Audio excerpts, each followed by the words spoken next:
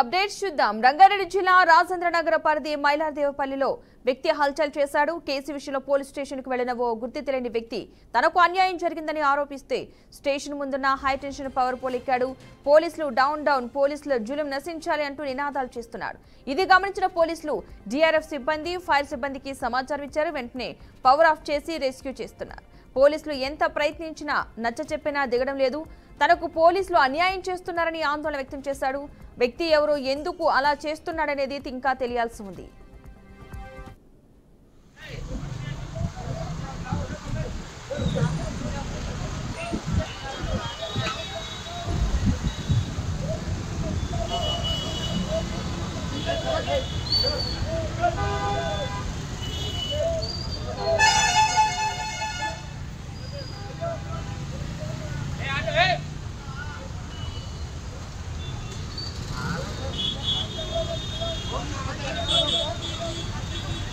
ఏమంటుండే ఎందుకంటే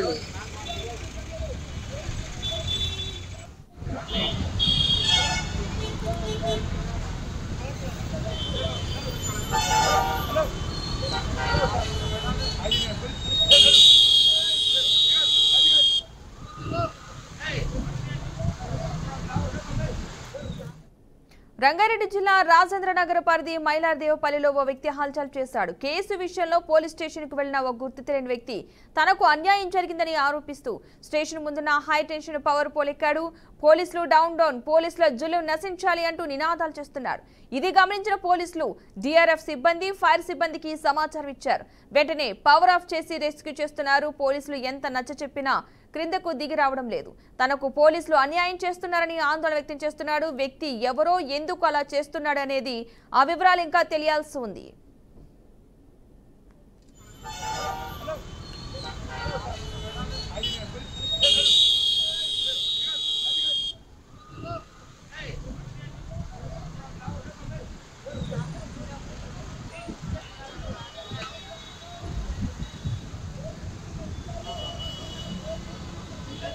ఇటీవల బంగాళాఖాతంలో ఏర్పడిన వరుస అల్పపీడనాలు, వాయుగుండాలతో తెలుగు రాష్ట్రాలు భారీ వర్షాలు కురిశాయి. ఈ వర్షాల వల్ల వచ్చిన వరద నుంచి ఇప్పుడిప్పుడే తేరుకుంటున్న ప్రజలకు మరో అలర్ట్ జారీ అయింది.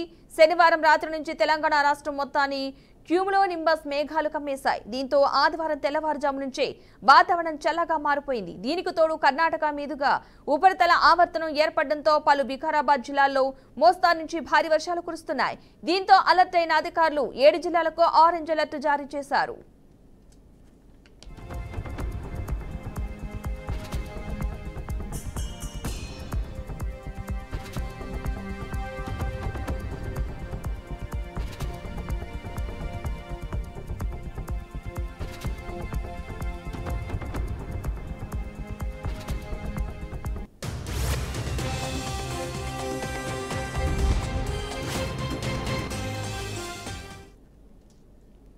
క్యూములోనింబస్ మేఘాలు రాష్ట్రం మొత్తం వ్యాపించి ఉండటంతో పలు ప్రాంతాల్లో ఇప్పటికే వర్షం కురుస్తోంది. దీంతో ఈ రోజు రేపు తెలంగాణలోని అన్ని జిల్లాల్లో మోస్తారు నుంచి భారీ వర్షం కురిసే అవకాశం ఉందని వాతావరణ శాఖ ఎల్లో అలర్ట్ జారీ చేసింది.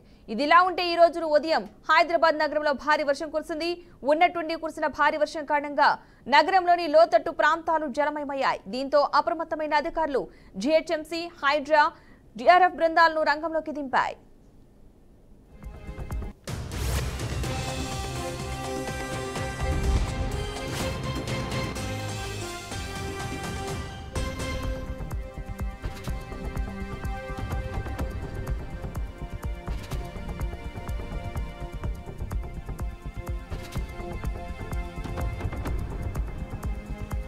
అనంతపురం ప్రభుత్వ శిశు గృహంలో హృదయ విదారకర సంఘటన వెలుగు వచ్చింది. నిర్వాహకుల నిర్లక్ష్యంతో నెల రోజుల బాలుడు ఆకలితో మృతి చెందిన ఘటన ఆలస్యంగా వెలుగులోకి వచ్చింది. కళ్యాణదుర్గం ప్రాంతంలో నెల రోజుల క్రితం ఓ బాలుడు అనాథగా గుర్తించి అధికారులు అనంతపురంలోని ప్రభుత్వ శిశు గృహానికి తరలించారు. అయితే 2 రోజుల క్రితం సంరక్షణ గృహంలో పనిచేస్తున్న సులోచన, ఆదిలక్ష్మి ఇద్దరు ఆయాల మధ్య గొడవ చోటు చేసుకుంది. దీనివల్ల బాలుడికి సమయానికి పాలు ఇవ్వకపోవడంతో ఆకలితో మృతి చెందినట్లు సోషల్ మీడియాలో వార్తలు వైరలయ్యాయి. విషయం పెద్దదిగా మారడంతో అధికారులు వివరణ కోరగా ఆయాలు 28వ తేదీన గొడవ పడ్డారని, బాలుడు మాత్రం 3వ తేదీన మృతి చెందాడని చెప్పారు. అయితే ఈ వివరాల్లో పొంతన లేకపోవడం అనుమానాలకు తావిస్తోంది. ఐసీడీఎస్ పీడీ నాగమణిని సంప్రదించగా తనకు ఈ విషయం ఆలస్యంగా తెలిసిందని, బాలుడి మృతిపై పూర్తి స్థాయి విచారణ చేపడతామని తెలిపారు. ఒక నిర్లక్ష్యంతో అమాయక ప్రాణం కోల్పోవడంపై ప్రజల్లో తీవ్ర ఆగ్రహం వ్యక్తమవుతోంది.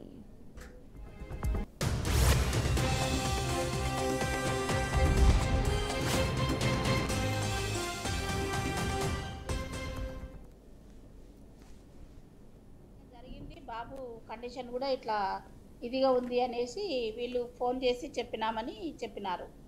ఇంకా సిడబ్ల్యూసి వాళ్ళు చూసుకొని మాకు తీసుకొచ్చి శిశుగృహకి ఎప్పుడైతే అప్పచెప్తారో అప్పుడు మా కండిషన్ లేకొచ్చినట్ట. అంతవరకు సిడబ్ల్యూసి వాళ్ళు శిశుగృహ వాళ్ళు చూసుకుంటారు. అంటే బాబు లేనప్పుడు కదా ఇది జరిగినది అని చెప్తున్నారు. ఆయాలు పాలు పట్టక బిడ్డ చనిపోయిందని మీరు అంటున్నారు.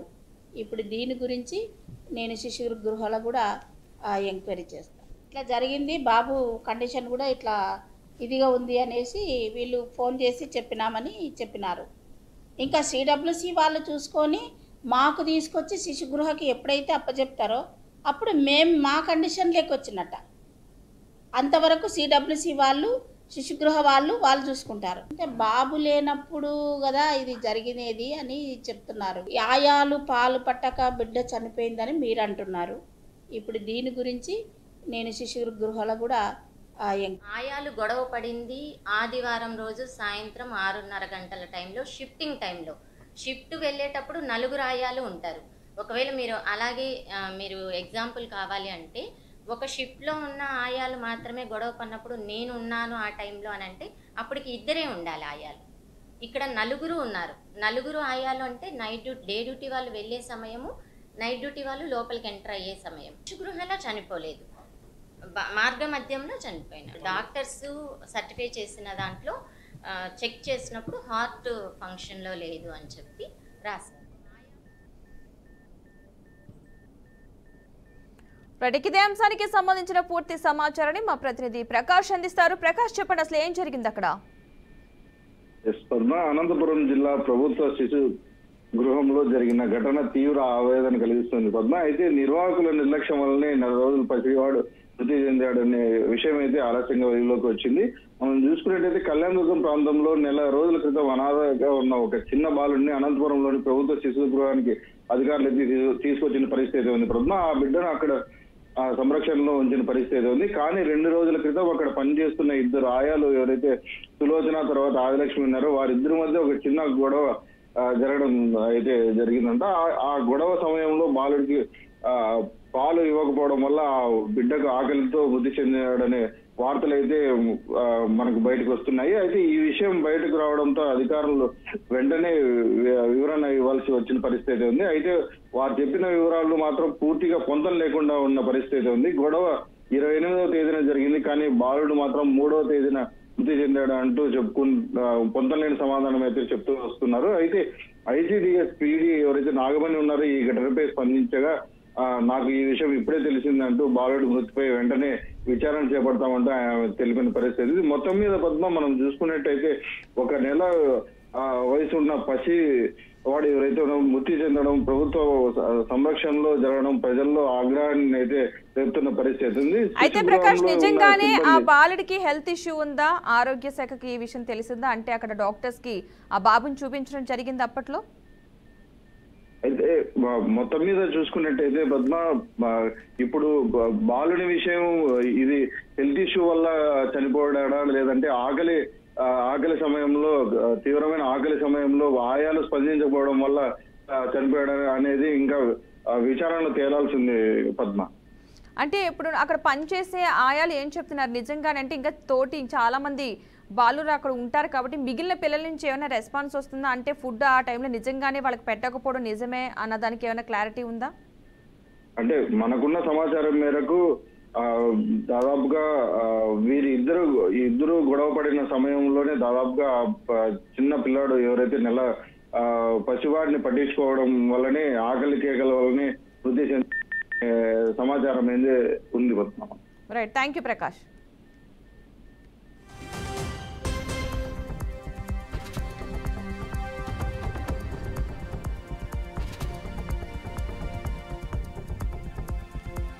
తూర్పుగోదావరి జిల్లాలో రాజమండ్రి షెల్టాన్ హోటల్ వద్ద బీసీవై పార్టీ అధినేత రామచంద్ర యాదవ్ను పోలీసులు నిర్బంధించారు. రామచంద్ర యాదవ్ అనకాపల్లి జిల్లా నక్కపల్లిలో బల్క్ డ్రగ్ బాధితులకు అండగా బీసీవై పార్టీ ఆధ్వర్యంలో నిర్వహించాల్సిన నిరసన కార్యక్రమానికి పిలుపునిచ్చిన విషయం తెలిసిందే. అయితే పోలీసుల అనుమతి లేకుండా ఆయనను హోటల్ నుండి నక్కపల్లి వెళ్లకుండా అడ్డుకున్నారు. దీంతో పోలీసులకు రామచంద్ర యాదవ్ సెక్యూరిటీ బృందం మధ్య ఘర్షణ జరిగింది. రామచంద్ర యాదవ్ పోలీసుల తీరుపై తీవ్ర ఆగ్రహం వ్యక్తం చేశారు.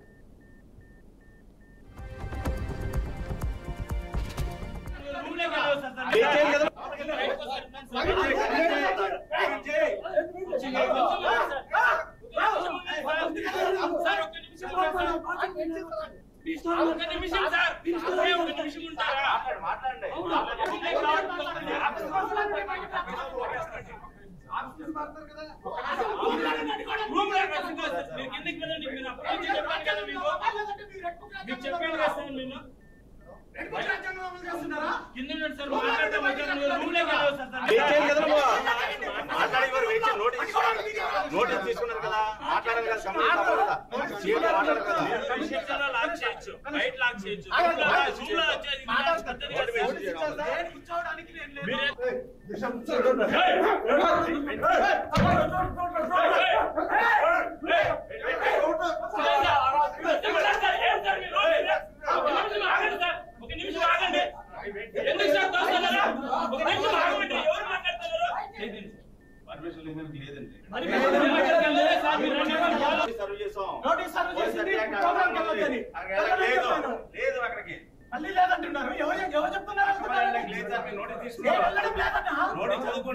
నేను వెళ్ళడం లేదు. మీరు మా ఊరికి వెళ్ళొద్దన్నారు, వెళ్ళడం లేదు. హోటల్లో ఉండమని చెప్పారా? ఇవ్వండి. హోటల్లో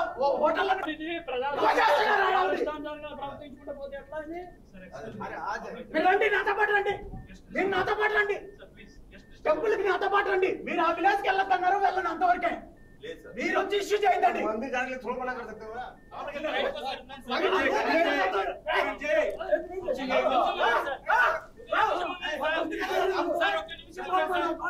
కడప జిల్లా ప్రొద్దుటూరులో దారుణం చోటు చేసుకుంది. శ్రీరామ్ నగర్ లో కన్న తల్లిని కుమారుడు అతి కిరాతకంగా హత్య చేశాడు. ఈ ఘటన స్థానికంగా కలకలం రేపింది. వంటింట్లో తల్లి లక్ష్మీదేవి ఉండగా కుమారుడు యశ్వంత్ గొడవపడ్డాడు. దీంతో మానసిక స్థితి సరిగా లేక తల్లి తిట్టిందని కూరగాయల కత్తితో గొంతు కోసి హత్య చేశాడు. వంటింట్లో రక్తపు మడుగులో పడి కొట్టుమిట్టాడుతున్న తల్లిని అలాగే ఈడ్చుకుంటూ ఇంటి బయట పడేశాడు. ఈ సమయంలో తనను గదిలో బంధించినట్లు తండ్రి విజయభాస్కర్ తెలిపారు. కాగా మృతురాలు లక్ష్మీదేవి ఈశ్వరెడ్డి నగర్లో ప్రభుత్వ పాఠశాలలో ఉపాధ్యాయులుగా పనిచేస్తున్నట్లు స్థానికులు తెలిపారు. నిందితుడు యశ్వంత్ బీటెక్ పూర్తి చేసి ఉద్యోగం కోసం ట్రై చేస్తున్నట్లుగా సమాచారం.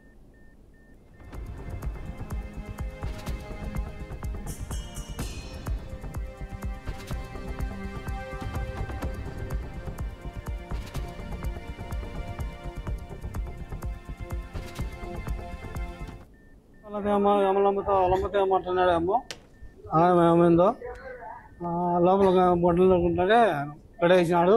నేను లోపల గుడ్డలు దొరుకుంటున్నా, స్నానం చేసిన లోపల గుడ్డలు దొరుకుంటుంటే వచ్చి నువ్వు గుడ్డలు దొరుకో నేను వాకిలేసినాడు. గుడ్డలు దొరుకుంటూ నేను పిచ్చా అని వాకిలేసి ఇంకా అవి మొత్తుకుంటాను. అది మళ్ళీ అండి రెండు చెప్పి చంపినా నా పోలీసులు వచ్చారు, చంపినా భార్యను అని అంతా మెంటల్ ఉన్నది. ముందు అరిచింది, వస్తానే మళ్ళీ తగ్గుంటే మళ్ళీ దుబ్బి నాలుగు దుబ్బి మళ్ళీ వాకి వచ్చిన బిడ్డలు మార్చుకుంటే వాళ్ళమ్మతో మాట్లాడాడేమో ఏమైందో.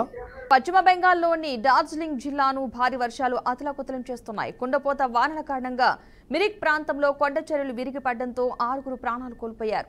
ఈ ప్రకృతి బీభత్సానికి పర్యాటక ప్రాంతాలైన మిరిక్, కుర్సియాంగ్లను కలిపే కీలకమైన దుదియా ఐరన్ బ్రిడ్జ్ పూర్తిగా కుప్పకూలింది. దీంతో ఆ ప్రాంతాల మధ్య రవాణా సంబంధాలు తెగిపోయాయి.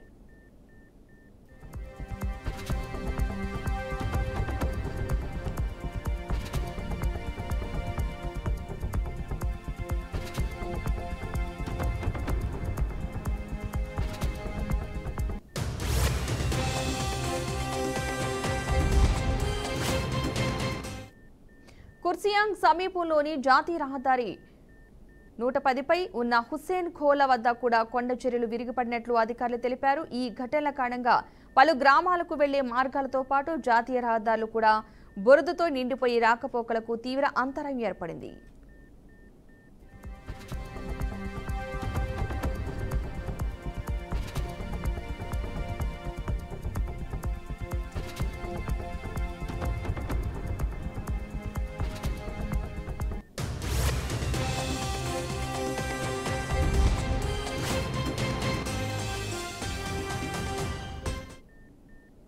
జార్ఖండ్ పశ్చిమ ప్రాంతం దాని పరిసరాల్లో కేంద్రీకృతమై ఉన్న అల్పపీడనం వల్లే ఈ వర్షాలు కురుస్తున్నాయని వాతావరణ శాఖ వివరించింది.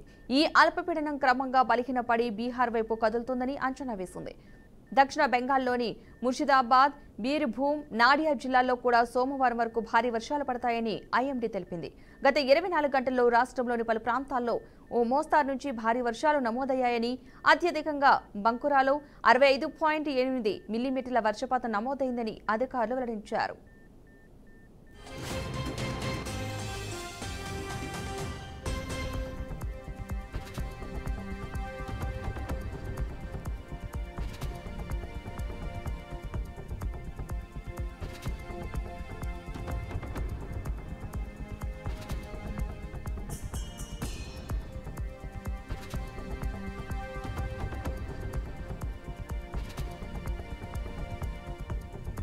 రంగారెడ్డి జిల్లా రాజేంద్రనగర్ పోలీస్ స్టేషన్ పరిధిలోని హిమాయత్ సాగర్ ఔటర్ రింగ్ రోడ్డుపై భారీ రోడ్డు ప్రమాదం చోటు చేసుకుంది. శంషాబాద్ నుంచి గచ్చిబౌలి దిశగా వెళ్తున్న ఆ కార్లు వరుసగా ఒకదాన్నొకటి ఢీకున్నాయి. ఈ ప్రమాదంలో 2 కిలోమీటర్ల మేర ట్రాఫిక్ జామ్ ఏర్పడింది. ప్రమాదంలో కార్లకు పాక్షిక నష్టం వాటిల్లగా ఎయిర్ బ్యాగ్స్ ఓపెన్ కావడంతో పెద్ద ప్రమాదం తప్పింది. అదృష్టవశాత్తు ప్రయాణికులు సురక్షితంగా బయటపడ్డారు. ప్రమాద సమాచారంతో రాజేంద్రనగర్ పోలీసులు ఘటనా స్థలానికి చేరుకుని ట్రాఫిక్ ను క్లియర్ చేస్తున్నారు.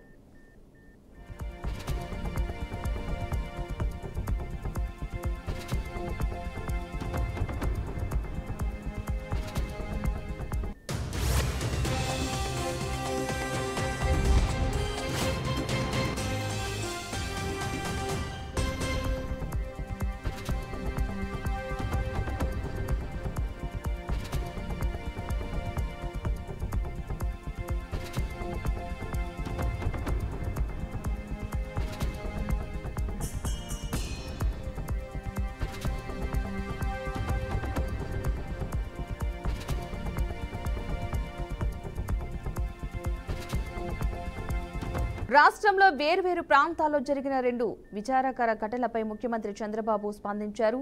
కురుపాం గిరిజన బాలికల గురుకులంలో విద్యార్థులకు అస్వస్థకు గురికావడం, అనంతపురంలోని శిశు సంరక్షణ కేంద్రంలో పసిబిడ్డ మరణించడంపై ఆయన దిగ్భ్రాంతి వ్యక్తం చేశారు. ఈ 2 అంశాలపై తక్షణమే చర్యలు చేపట్టాలని సంబంధిత శాఖ మంత్రి గుమ్మడి సంధ్యారాణిని ఆదేశించారు.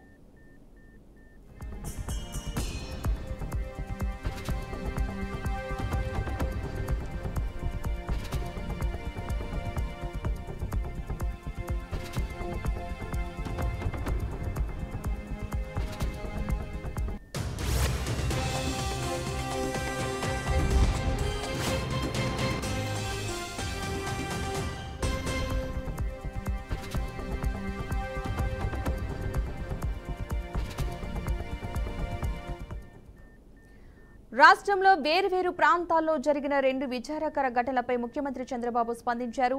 కురుపాం గిరిజన బాలికల గురుకులంలో విద్యార్థులు అస్వస్థకు గురికావడం, అనంతపురంలోని శిశు సంరక్షణ కేంద్రంలో పసిబిడ్డ మరణించడంపై ఆయన దిగ్భ్రాంతి వ్యక్తం చేశారు. ఈ 2 అంశాలపై తక్షణమే చర్యలు చేపట్టాలని సంబంధిత శాఖ మంత్రి గుమ్మడి సంధ్యారాణిని ఆదేశించారు.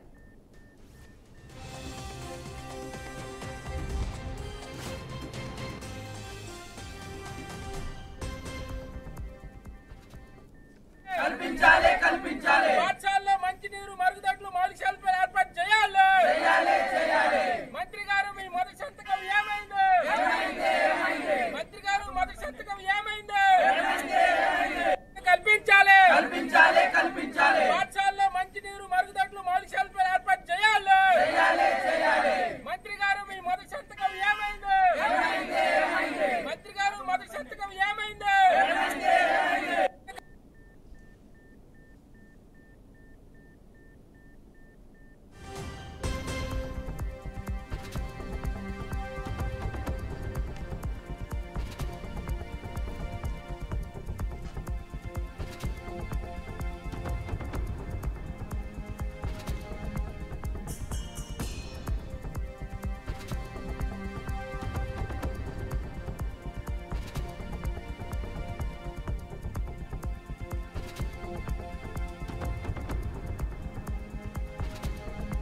పెద్దపల్లి జిల్లా రామగుండం పారిశ్రామిక ప్రాంతంలో కేంద్ర మాజీ మంత్రి గడ్డం వెంకటస్వామి 96వ జయంతిని ఘనంగా నిర్వహించారు. గోదావరి కనిలో జరిగిన కార్యక్రమంలో ఎమ్మెల్యే రాజ్ ఠాకూర్, కాంగ్రెస్ నేతలు పాల్గొని విగ్రహానికి నివాళులర్పించారు. కాకా దేశ రాజకీయాల్లోనే కాకుండా కార్మిక హక్కుల కోసం చేసిన పోరాటాలు చిరస్మరణీయమని నాయకులు పేర్కొన్నారు. లేకున్నా మనం అందరం కూడా ఘనంగా జరుపుకుంటాం. నేను ఇవాళ ఈ రామగుండానికి పెద్దపల్లి పార్లమెంట్కి ప్రత్యేకమైనటువంటి వారి యొక్క పరిపాలన ఉండేది. ఈరోజు కూడా వారిని ఇప్పుడున్నటువంటి కాంగ్రెస్ కుటుంబం అంతా కూడా గొప్పగా గుర్తిస్తూ వారితో పాటు ప్రయాణం చేసిన రోజులను గుర్తు చేసుకుంటూనే ఉంటాం. చిరస్థాయిగా వారి యొక్క జ్ఞాపకాలు ఉంటాయి. మరి కార్మిక నాయకుడిగా, కేంద్ర మంత్రిగా అనేక సంస్కరణలు తీసుకుని వారి అడుగుజాడల్లో కాంగ్రెస్ పార్టీ ఎప్పుడు గౌరవిస్తూ గొప్పగా ముందుకు పోతా ఉన్నాం. ఈరోజు అధికారికంగా రేవంత్ రెడ్డి గారు రాష్ట్ర వ్యాప్తంగా చేస్తున్న కార్యక్రమంలో ప్రతి కాంగ్రెస్ కార్యకర్త పాల్గొంచుకోవడం ఇది గొప్ప గౌరవం. మనం దీన్ని ఖచ్చితంగా ఉన్నా లేకున్నా కూడా మనం అధికారికంగా ఇదే మాదిరిగా చేసాం. భవిష్యత్తు కూడా ఇదే మాదిరిగా ఉంటుంది. వారి ఆశయాలను కొనసాగిస్తాం. దీంట్లో ఎలాంటి సందేహం లేదు. వారి యొక్క ఆలోచనలకు తగినట్టుగా వారి కుటుంబం కూడా ముందుకు పోవాలని మనస్ఫూర్తి కోరుతూ శ్రద్ధాంజలి అదే మాదిరిగా వారి ఆశీస్సులు అందుకుండాలని మనస్ఫూర్తి కోరుకుంటాం.